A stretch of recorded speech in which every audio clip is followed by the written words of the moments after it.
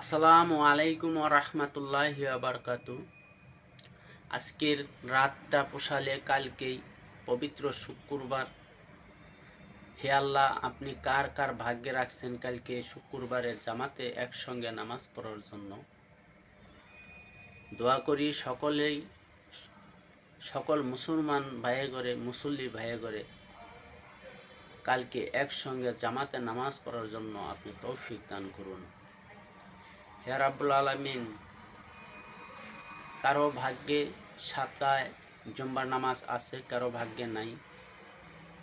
কারণ সেকেন্ডের ভরসা নাই আমগর।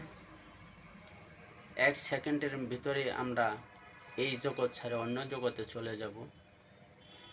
এমন একটা জায়গায় যাব সেখানে নাই বাতি নাই সাথী। তার জন্য সকল মুসল্লি ভাইয়ে করে কই, সকল মুসলমান ভাইয়ে করে কই, মা ও বোনে করে কই, সকলেই আমরা পাঁচ ওয়াক্ত নামাজ পড়ব। পাঁচ ওয়াক্ত নামাজ পড়ব। আল্লাহর বান্দা, নবীর উম্মত। নবী হুকুম পালন করতে হবে, আল্লাহর ইবাদত করতে হবে, আল্লাহকে দেখে ভয় করতে হবে, আল্লাহর প্রশংসা করতে হবে। হে রাব্বুল আলামিন,